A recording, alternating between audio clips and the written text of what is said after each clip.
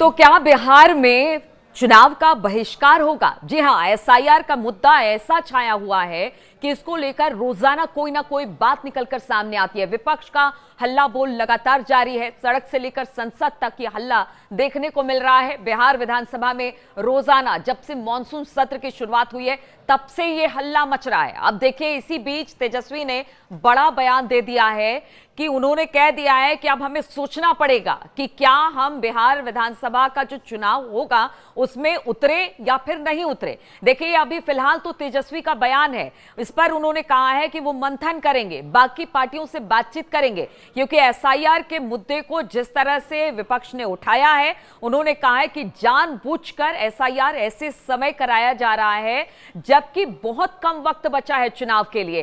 Timing को लेकर बार बार विपक्ष सवाल उठा रहा है कि आखिर इसी वक्त क्यों? अगर करवाना था तो जनवरी में करवाते, दिसंबर में करवाते, अभी 15 दिन और 25 दिन पहले ये क्यों करवा रहे हैं? अब देखिए, कल एसआईआर को करवाने के लिए जो फॉर्म सबमिट करने की तारीख है, यानी 25 तारीख, वो कल है। और इसके बाद आपकी जो एलिजिबिलिटी बनती है, आप जो फॉर्म भरकर देंगे, जो चुनाव आयोग तक जाएगा और फिर वही नाम आपका लिस्ट में चढ़ेगा, उसकी कल अंतिम तारीख है। इस बीच विपक्ष की तरफ से, खास तौर पर पूरा विपक्ष तो नहीं कहे, लेकिन तेजस्वी, जो सबसे बड़ी पार्टी आरजेडी महागठबंधन की, उसकी तरफ से बयान आ गया। तेजस्वी ने कहा है कि हम सोचेंगे कि हम चुनाव में उतरे कि नहीं उतरे। हालांकि यह मंथन का विषय, उन्होंने कहा इस पर चर्चा होगी, क्योंकि लगातार जो वोट काटने का सिलसिला है, एक एक कर, खास तौर पर गरीब, दलित, पिछड़े, मुस्लिम, उनके वोट को जानबूझकर काटा जा रहा है। और अभी तो आंकड़ा देखिए 35 लाख का बताया जा रहा है, कभी ये आंकड़ा 10 लाख का हो जाता है, कभी 14 करोड़ का हो जाता है। कितने सारे तो आंकड़े आए हैं कि कितनों के नाम यहां से कट जाएंगे।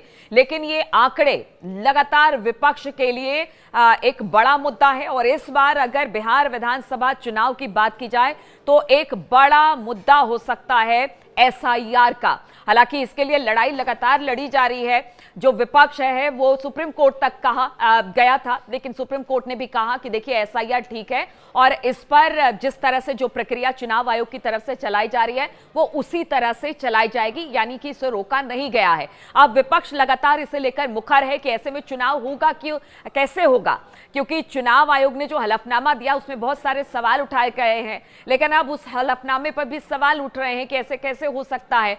अब देखिए, अगर विपक्ष कह रहा है कि इतने सारे वोटरों के नाम को हटा दिया जाएगा, तो इस पे पहली बार सीईसी यानी मुख्य चुनाव आयुक्त हैं जो, वो उन्होंने अपना बयान दिया है। ज्ञानेश कुमार का बयान सामने आ गया है। उन्होंने कहा है कि भारत में भविष्य पर दो बड़े सवाल हैं। उन्होंने कहा कि जो हमने कहा है कि नागरिकता का प्रमाण पत्र होना जरूरी है और वही व्यक्ति चुनाव में वोट डाल सकता है, तो इसमें गलती क्या है? क्या जरूरत नहीं है कि वोटर रिवीजन लिस्ट को एक बार फिर से रिवाइज किया जाए, क्योंकि बहुत सारे लोग मर गए हैं, बहुत सारे लोग माइग्रेट कर गए हैं, बहुत सारे लोगों का दो जगह पर नाम है, तो इसमें गलत क्या है? सीईसी ज्ञानेश कुमार ने पहली बार मुखर होकर कहा है, उन्होंने कहा है कि राजनीति से ऊपर उठकर इन सब बातों का ख्याल रखना होगा। अगर शुचिता का ख्याल चुनाव में रखना है और फेयर तरीके से इलेक्शन कराना है, तो इस तरह से वोटर रिवीजन का काम समय समय पर होना चाहिए। इसको लेकर विपक्षी किसी तरह का कोई सवाल ना उठाए, ये एक संवैधानिक प्रक्रिया है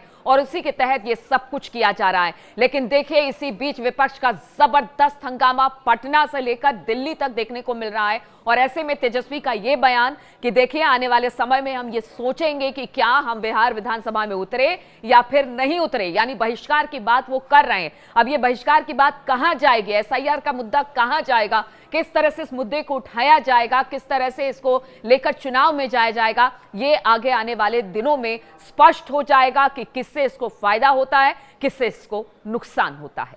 जब आप जो है चुनाव ईमानदारी से कराइएगा ही नहीं, जो बीजेपी वोटर लिस्ट देगी आप उसी वोटर लिस्ट पे आप चुनाव कराइएगा, तो चुनाव का क्या मतलब?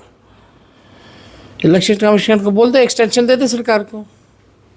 जब खोल के ही नंगापन आ गया इन लोगों में, बेईमानी कर रहे हैं, तो एक्सटेंशन दे दे। चुनाव क्यों करा रहे हो भाई? बनाए रखो अपने आकाओं को। तो लोकतंत्र ही नहीं है। लोकतंत्र को, वही तो लड़ाई है। एक तरफ लोकतंत्र को ख़त्म करने की उनकी लड़ाई, हमारी बचाने की लड़ाई। विपक्ष एक तरीके से इस पर भी आपस में बातचीत कर सकता है कि चुनाव को आप लोग बाइकआउट कर दें कि भाई अपने खुद से लड़ो और जो करना है करो। नहीं, हो सकता है, इस बात पे भी चर्चा हो सकती है। वो हम लोग देखेंगे कि जनता क्या चाहती है और सब लोगों का क्या राय है। अगर ऐसा करना पड़े, जब आप बेईमानी से सब कुछ आप तैयार कर रखे कि उसको इतना सीट देना, उसको इतना सीट देना है, तो चुनाव ही मत कराओ।